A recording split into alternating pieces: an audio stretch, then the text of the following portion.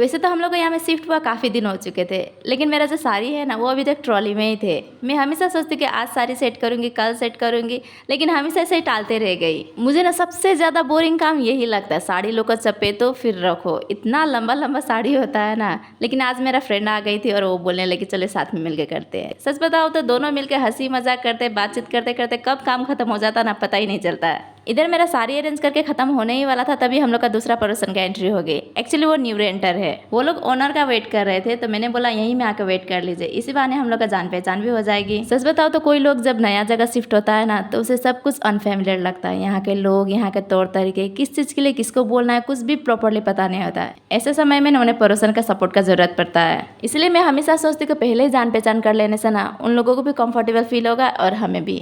वो लोग को रूम पसंद आया और वो लोग आज ही शिफ्ट होने वाले, इसलिए वो लोग साफ सफाई भी कर रहे हैं। जहाँ पहले सिर्फ खाली रूम होता है ना, वहीं एक औरत का हाथ लगते ही थोड़ा अपनापन आने लगता है। कभी झाड़ू पोछा करके, कभी सामान सेट करके, कभी पर्दे लगा के, तो कभी चूल्हे के पहले खुशबू से। इधर वो लोग साफ सफाई कर रहे थे और इधर मेरा बाबू का भी घुमाने का टाइम आ गया था, तो मैं बाबू को लेकर बस्ती का तरफ घुमाने के लिए चली गई। आज न्यू पर्सन से बात करने का चक्कर में ना दूसरा दिन का मुकाबले हमको घुमाने के लिए थोड़ा देरी हो गया था, इसलिए बाबू थोड़ा गुस्सा भी हो गया था। लेकिन कोई बात नहीं, मैं आज उसको उसका फेवरेट ट्रैक्टर की सवारी कराने वाली हूँ। ट्रैक्टर में जैसे ही चढ़ेगा ना उसका गुस्सा यूं छूमंतर हो जाएगा। इधर मैं बाबू को हमेशा जहाँ मैं ट्रैक्टर खड़ी रहती उस तरफ ले जा रही थी और इधर मुझे ये झालमुरी वाला भैया दिख गए। वैसे तो मैंने यहाँ में आने के बाद झालमुरी बहुत बार ट्राई किया, लेकिन ये बाइक में बैठ के झालमुरी बेचने वाला मैंने पहली बार देखा है। खैर जो भी हो, मैं तो झालमुरी लवर हूँ। मुझे कहीं भी झालमुरी दिख जाए और मैं ना खाऊं ऐसा तो हो ही नहीं सकता है। आप लोगों के साथ ऐसा होता है या नहीं होता है मुझे नहीं पता, लेकिन मेरा साथ में ऐसा हमेशा होता है। मैं जब भी फास्ट में रहती हूँ ना, मुझे इतना ये सब चटपटे पानीपुरी सब खाने मन होता है। जब भी मैं इंस्टाग्राम खोलती हूँ हमेशा वही दिख जाता है।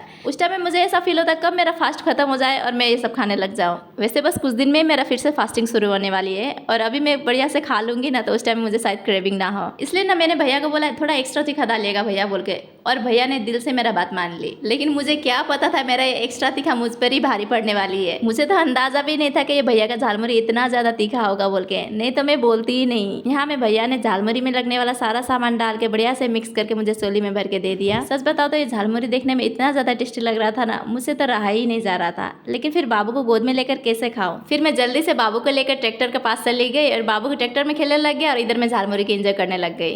पहली बार बाइक वाला भैया का झालमुरी देखने में जितना ज़्यादा टेस्टी लग रहा था ना, खाने में उससे भी ज़्यादा टेस्टी था। लेकिन इतना तीखा कि मैं क्या ही बताऊँ। मेरा तो सिर्फ दोनों कान में से धुआं निकलना ही बाकी था। मेरा तो मन हो रहा था कब मैं घर में पहुंचूं और ठंडी शरबत बना कर पी लूं। मैं इधर बाबू को घर में जाने के लिए बुला रही थी और बाबू है कि उल्टा मुझे ही खींच रहा था। फिर मैं जैसे तैसे बाबू को लेकर घर चली गई, क्योंकि घर नहीं जाने से ना मेरा तो पूरा हालत ही खराब हो जाना था। घर में पहुंचने के बाद पहले तो मैंने ठंडी शरबत बना के पी ली और थोड़ा देर रेस्ट ही कर रही थी, तभी मेरा हस्बैंड एक पार्सल लेके आ गए। इसमें है प्रेशर कुकर, जो मैंने फ्लिपकार्ट से ऑर्डर किया है। एक्चुअली मेरा जो प्रेशर कुकर है ना, वो कम से कम 20-25 साल पुराना तो होगा ही। ऐसे तो वो कुकर भी ठीक ही है, लेकिन कभी कभी ना इतना खराब से उसमें से दाल का पानी निकलता है ना, पूरा किचन ही मैस हो जाता है। मैं कितना दिन से बोल रही थी ऑर्डर कर दीजिए ना, लेकिन वो मान ही नहीं रहे थे। लेकिन फाइनली उन्होंने इस बार ऑर्डर कर ही दिया था। ये प्रेस्टीज का प्रेशर कुकर है। इसमें ना 2 लीटर, 3 लीटर और 5 लीटर का सेट आता है, और 2 लीटर और 3 लीटर का ढक्कन तो सेम ही होता है। मेरा जो पहले वाला कुकर है ना, वो हॉकिंस का है, और मुझे कब से मन हो रहा था मैं भी एक प्रेस्टीज का कुकर ले लूँ।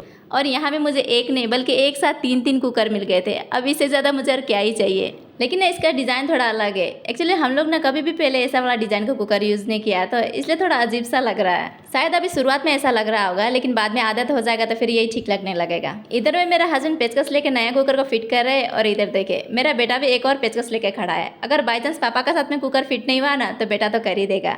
लेकिन फाइनली पापा का साथ ही कुकर फिट हो गए, बेटा का तो जरूरत ही नहीं पड़ा। पहली बार हम लोग का घर में ऐसा मॉडल का कुकर आया, इसलिए ना इसका ढक्कन मेरा पति से लग ही नहीं रहा था। वो बार बार कोशिश कर रहे थे, हो ही नहीं रहा था। फिर लास्ट में जाके हुआ। तो आज के लिए इतना ही, मिलते हैं नेक्स्ट वीडियो में, तब तक के लिए बाय बाय।